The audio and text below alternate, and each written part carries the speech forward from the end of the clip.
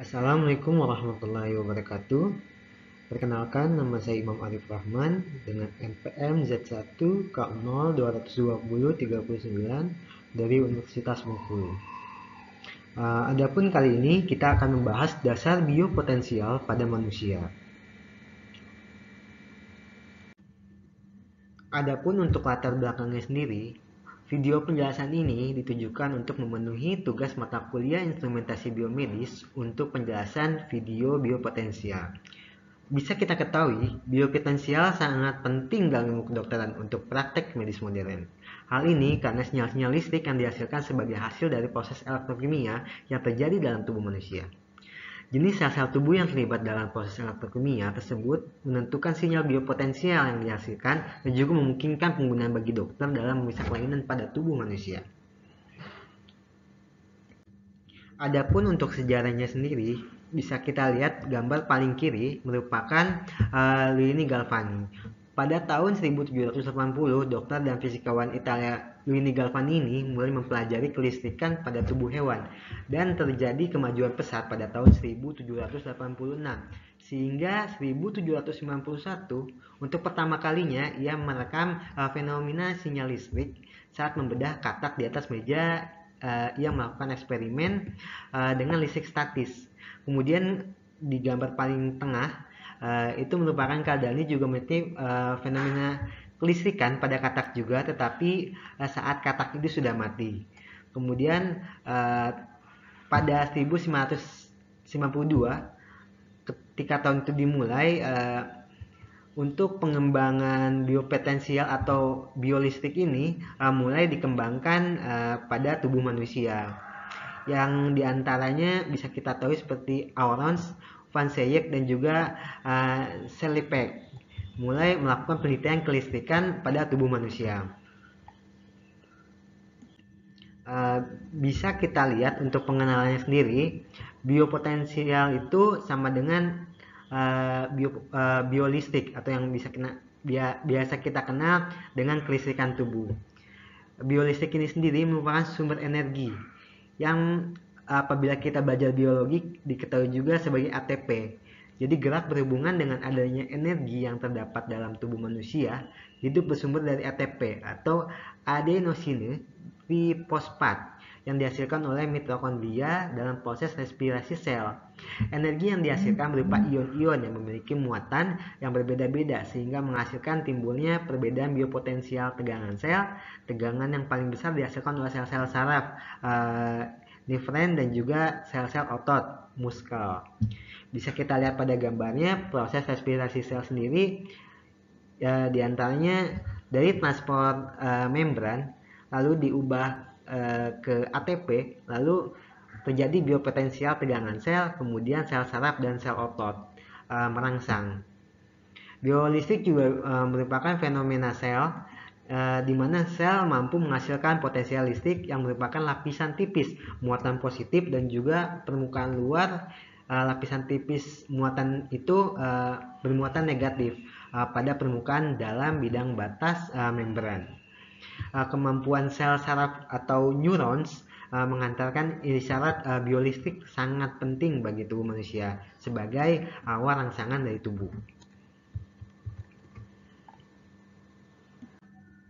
Untuk sistem saraf sendiri dibagi menjadi dua, yaitu sistem saraf pusat dan juga sistem saraf tepi.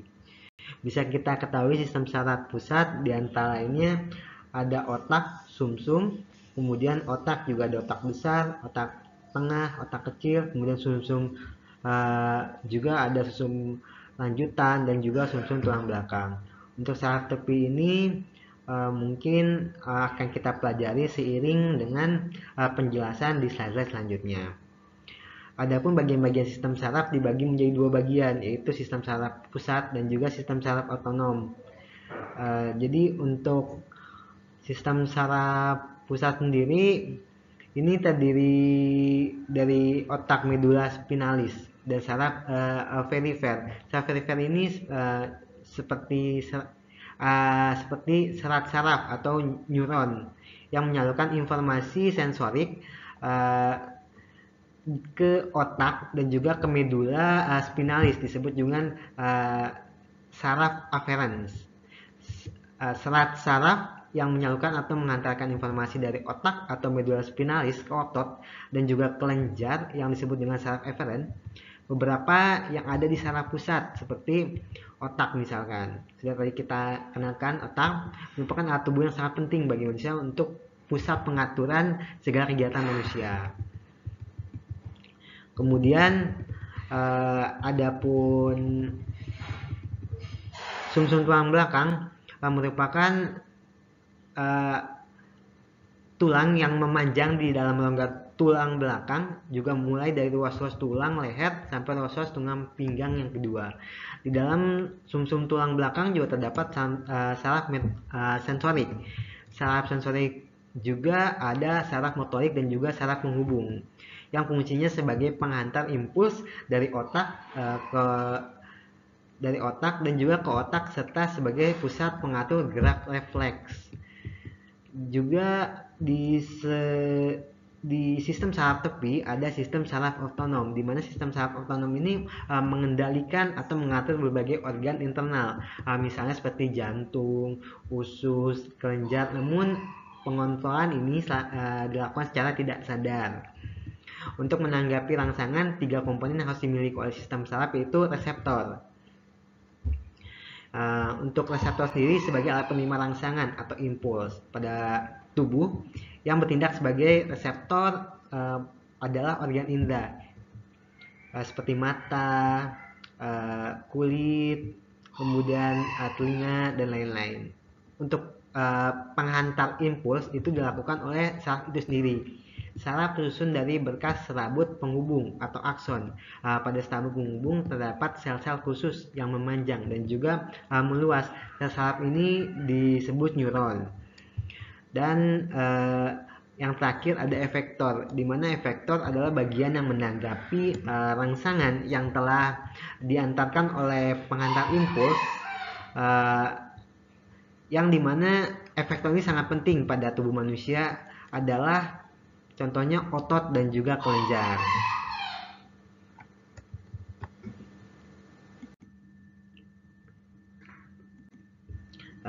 Kemudian untuk slide selanjutnya bisa kita ketahui bahwa tubuh manusia mengandung ion positif dan juga ion negatif. Ion ini merupakan penyebab muatan negatif di dalam tubuh manusia adalah Cl-, sedangkan penyebab muatan positif adalah Ca2+ dan juga Na+.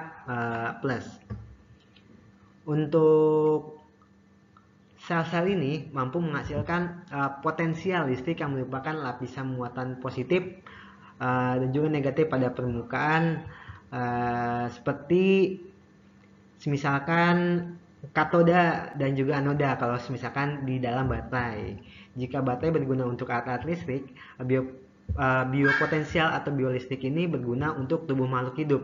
Contohnya sebagai perjalanan impuls saraf menuju ke efektor pada tubuh manusia, sehingga menjadi sangat cepat sekali impulsnya atau rangsangan sarafnya karena adanya proses kelistrikan pada sel saraf. Sel saraf juga disebut sebagai neuron, di mana dia berperan dalam menghantarkan impuls atau rangsangan. Adapun bagian-bagian neuron bisa kita lihat di gambar paling kanan, di mana untuk menghantarkan isyarat biolistrik dibagi menjadi 3 bagian utama, yaitu badan sel. Bisa kita lihat di tengah ada badan sel, kemudian dendrit, kemudian juga ada akson. Setelah kita lihat ilustrasi gambar tersebut, badan sel juga mengandung inti sel dan sitoplasma, di mana sitoplasma terdapat mitokondria yang berfungsi sebagai penyedia untuk membawa rangsangan. Sedangkan dendrit merupakan serabut-serabut yang merupakan penjuluran sitoplasma. Jadi dendrit ini umumnya banyak dan pendek gitu ukurannya. Jadi untuk fungsinya sendiri itu untuk membawa rangsangan ke badan sel. Kemudian ada akson, atau bisa kita kenali juga dalam pelajaran biologi adalah nerit.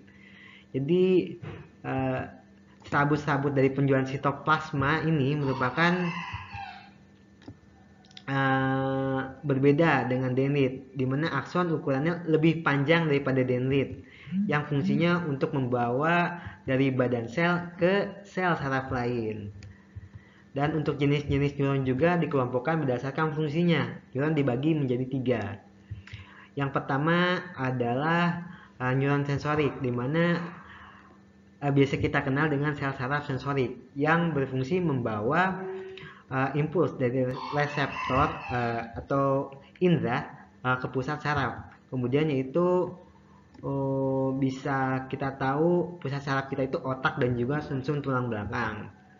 Kemudian untuk neuron motorik sendiri biasa kita kenal dengan sel saraf motorik yang berfungsi membawa impuls dari pusat saraf menuju ke otot atau kelenjar.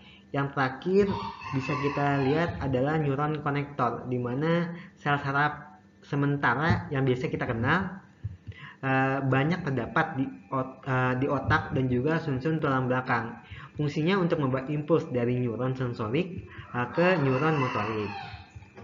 Kemudian kita berlanjut ke slide selanjutnya.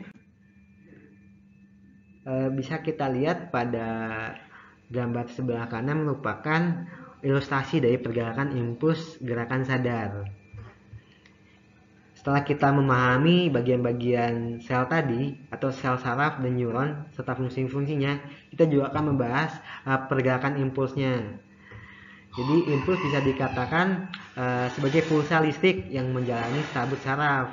Jadi pergerakan impuls ada 2, yaitu tadi di sebelah gambar paling sebelah kiri yaitu pergerakan impuls gerak sadar, dan juga di sebelah kanan gambarnya adalah gerakan impuls gerakan tak sadar. Gerakan sadar sendiri adalah gerakan yang terjadi karena disadari dan juga disengaja. Contohnya ketika kita mau mengambil charger, kita bisa langsung mengambil charger dengan kemauan kita sendiri dan bisa langsung dihubungkan stop kontak. Gerakan itu timbul karena adanya perintah dari pusat ke otak. Kemudian untuk pergerakan impuls gerak tak sadar sendiri merupakan gerak yang tidak disengaja atau tidak disadari. Biasanya juga disebut gerak refleks. Biasanya apabila kita tersundut api atau tersengat atau tersesum listrik, kita langsung menghindari pusat penderitaan atau pusat rasa sakit itu. Jadi refleks gitu kan. Jadi untuk gerakan tak sadar ini bisa kita ketahui itu tuh mulainya dari reseptor ke sensoris, baru ke susu tulang belakang, baru motoris, baru efektor. Sedangkan untuk impuls gerak sadar itu dari reseptor ke sensoris, baru ke otak, baru ke motoris, baru akhirnya ke efektor. Jadi yang membedakan itu adalah pusat saraf yang dituju. Apabila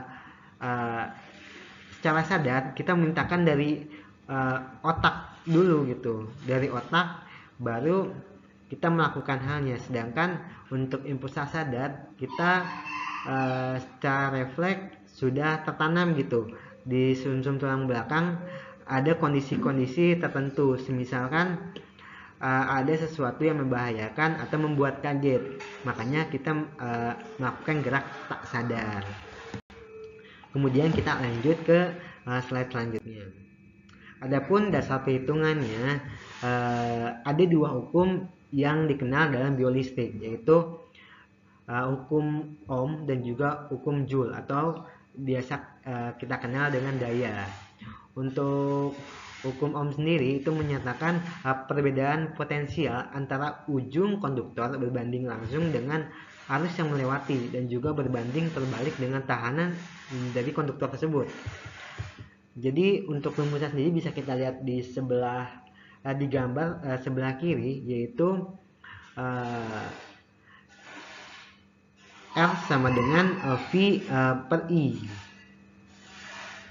yang dimana R itu hambatan, kemudian satuannya ohm, kemudian kuat arus yang satuannya ampere, kemudian ada tegangan yang satuannya volt.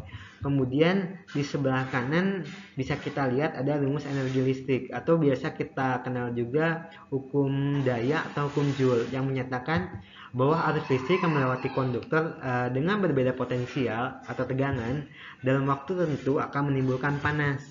Jadi untuk rumusnya sendiri bisa kita lihat diantaranya ada Q sama dengan VI kali T, di mana Q adalah energi panas yang ditimbulkan atau Joule, kemudian V tegangan volt, tegangan yang satuannya volt, kemudian ada I adalah kuat arus yang satuannya ampere, kemudian T adalah waktu lamanya arus mengalir dalam satuan second gitu. Dan bisa kita tahu juga satuan P itu merupakan daya listrik yang satuannya watt, disimbolkan dengan P. Kemudian watt adalah energi listrik atau bisa dibilang joule tadi. Kemudian R merupakan hambatan yang sudah sama seperti hukum Ohm, yang satuannya itu adalah ohm. Kemudian kita lanjut ke materi selanjutnya. Untuk potensial listrik saraf sendiri, diantaranya ada potensial aksi dan juga potensial istirahat. Untuk potensial aksi sel sendiri, urutan tahap potensial aksi ini yang pertama ada tahap istirahat, di mana resisting membran potensial, yang bisa di mana tahap ini potensial membran istirahat sebelum terjadinya potensial aksi. Kemudian dilanjutkan dengan tahap depolarisasi. Bisa kita lihat pada gambarnya. Kemudian membran tiba-tiba menjadi permeabel terhadap ion Na sehingga banyak sekali ion Na mengalir ke dalam akson. Kemudian keadaan polarisasi normal sebesar minus 90 mV.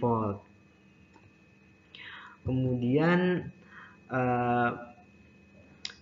polarisasi ini akan menghilang dan potensialnya akan meningkat dengan arah positif. Keadaan ini disebut dengan depolarisasi. Jadi kehilangan minus 90 mV tadi itu disebut dengan depolarisasi. Kemudian tahap repolarisasi. Jadi waktu yang sangat singkat sesudah terjadi membran menjadi permeabel terhadap ion Na, saluran Na mulai tertutup dan saluran K terbuka, di mana lebih normal daripada sebelumnya. Kemudian terjadi difusi ion K juga yang berlangsung cepat ke bagian luar, yang akan membentuk kembali potensial membran istirahat negatif yang normal gitu. Kemudian peristiwa ini biasa kita kenal juga dengan repolarisasi membran. Untuk aktivitas selnya sendiri dari keadaan polarisasi menjadi depolarisasi dan kemudian kembali lagi ke polarisasi, yang disertai dengan terjadinya perubahan pada potensial membran sel. Perubahan ini dari negatif di sisi dalam berubah menjadi positif dan kemudian kembali lagi menjadi negatif.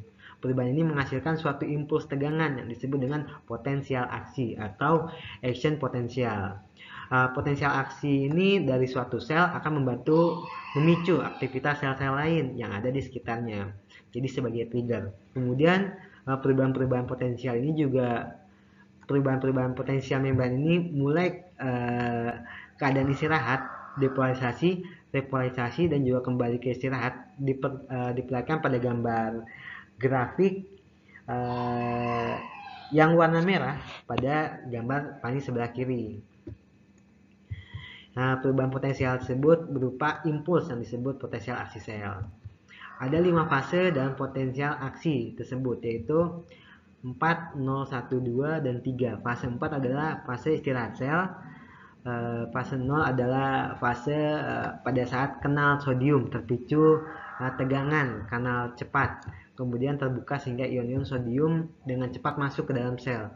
Fase 1 adalah fase pada kanal potasium mulai membuka tapi secara lambat gitu. Untuk fase keduanya adalah kombinasi fase menutup pada kanal sodium terpicu tegangan yang membuka kanal-kanal sodium terpicu. Kemudian tegangan kanal melambat dan juga membuka kanal potasium terpicu tegangan. Fase ini disebut juga plateau atau tulisannya itu plateau. Ya, plateau. Kemudian untuk fase ketiganya sendiri itu merupakan fase kombinasi menutupnya kanal-kanal sodium dan juga kanal-kanal sodium terpicu tegangan serta membuka kanal potasium terpicu tegangan. Untuk selanjutnya sel kembali lagi ke fase 4 dan di gambar di sebelah kanan merupakan gambar dari potensial istirahat sel. Nah, untuk jenis kedua ini di mana dalam keadaan istirahat antara sisi dalam dan luar membran sel terdapat suatu beda potensial yang disebut dengan potensial istirahat sel atau sel resting potensial. Potensial ini berpolaritas negatif di sisi dalam dan juga positif sisi luar membran sel. Dalam membran sel sama terdapat ion-ion potasium dan juga sodium, tetapi dengan konsentrasi yang berbeda-beda. Jadi difusi ion-ion potasium dan juga sodium menembus membran sel akan mempengaruhi potensial di sisi dalam dan juga luar membran sel. Untuk melihat pengaruh dari kedua jenis ion tersebut pada potensial membran sel, akan dilihat pengaruh masing-masing ion tersebut secara sendiri-sendiri. Baru setelah itu diperhitungkan interaksi antara keduanya secara bersamaan. Untuk itu akan dilihat terlebih dahulu pengaruh difusi ion potasium. Mungkin untuk selanjutnya kita berlanjut ke implementasinya. Untuk implementasinya sendiri berdasarkan pergerakan dan juga dasar teori yang saya sampaikan, biolistrik pada suatu otot dapat menyebar ke seluruh tubuh seperti gelombang air. Bisa kita tahu saat kita memercikan air, gelombangnya akan meluas. Itu pun dengan biolistrik. Terjadinya sangat cepat dan juga menyebar secara bersamaan. Gelombang listrik ini dapat diamati dengan memasang beberapa elektroda pada permukaan kulit. Hasilnya pengamatan tersebut bisa kita gunakan untuk mendiagnosa kesehatan. Contohnya pada gambar sebelah kiri bisa kita lihat merupakan elektrokardiogram atau EKG dan juga gambar jantung, di mana elektrokardiogram ini dapat merekam aktivitas kelistrikan jantung dalam waktu tertentu. Kemudian di sel membran otot jantung juga sangat berbeda dengan saraf, dan otot juga bergaris pada saraf maupun otot bergaris dalam keadaan potensial membran istirahat dilakukan rangsangan, maka ion-ion Na+ nya itu akan masuk ke dalam sel dan juga sel akan mencapai nilai ambang, akan timbul depolarisasi seperti yang sudah kita jelaskan sebelumnya. Sedangkan pada sel-sel otot jantung, ion Na+ itu mudah terjadi kebocoran sehingga terjadi repolarisasi komplit. Kemudian ion Na+ juga perlahan-lahan akan masuk kembali ke dalam sel, sehingga dengan terjadinya gejala depolarisasi itu berakibat secara spontan sampai mencapai nilai ambang dan juga terjadi potensial aksi tanpa memerlukan rangsangan dari luar atau eksternal. Pada saraf dan juga pada saraf dan otot bergaris itu rangsangan ion Na+ itu masuk ke dalam sel, kemudian mencapai nilai ambang depolarisasi. Dan pada otot jantung juga rangsangan ion Na+ juga masuk ke dalam sel dengan mudah, dan juga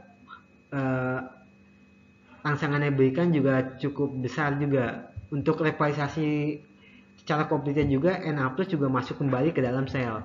dan depolarisasi spontan mencapai nilai ambang tanpa perlu ada rangsangan eksternal atau di luar lagi, dan juga kecepatannya cukup konstan gitu untuk rangsangannya sendiri. Untuk kecepatan dasar jantung sendiri juga bisa kita tahu itu waktu antara mulai depolarisasi spontan sampai mencapai nilai ambang setelah terjadinya repolarisasi. Ini dipengaruhi oleh perubahan potensial membran istirahat, kemudian juga tingkat dari nilai ambang slab juga atau kelengkapan dari depolarisasi spontan terhadap nilai ambang pengukuran isyarat listrik tubuh secara selektif. Ini juga berguna untuk memperoleh informasi klinik tentang fungsi tubuh dan juga gangguan pada organ-organ tertentu.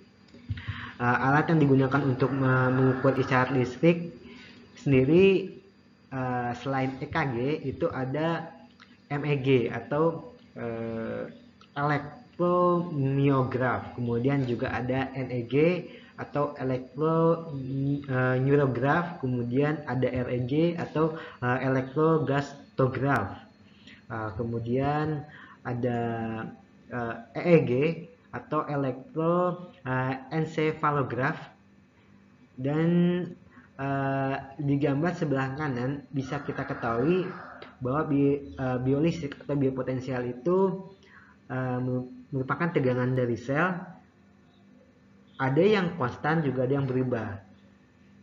Jadi kita akan lebih mendetailkan, lebih menganalikan lebih singkat lagi gitu. Untuk rangsangan sendiri itu ada yang internal maupun eksternal, seperti yang sudah kita jelaskan pada implementasi EKG tadi sendiri gitu kan. Kemudian untuk pemanfaatannya sendiri, pemantauan listrik tubuh dalam menangani pasien itu diubah menjadi pulsa tegangan. Kemudian sekian yang bisa saya sampaikan. Apabila ada yang tidak dipahami atau kurang jelas, mohon dimaafkan karena kekurangan dan juga keterbatasan ilmu yang saya miliki. Semoga ini bisa bermanfaat dan juga bisa menjadi refleksi untuk diri saya sendiri. Sekian saya ucapkan. Saya cukupkan untuk penjelasan video kali ini. Wassalamualaikum warahmatullahi wabarakatuh.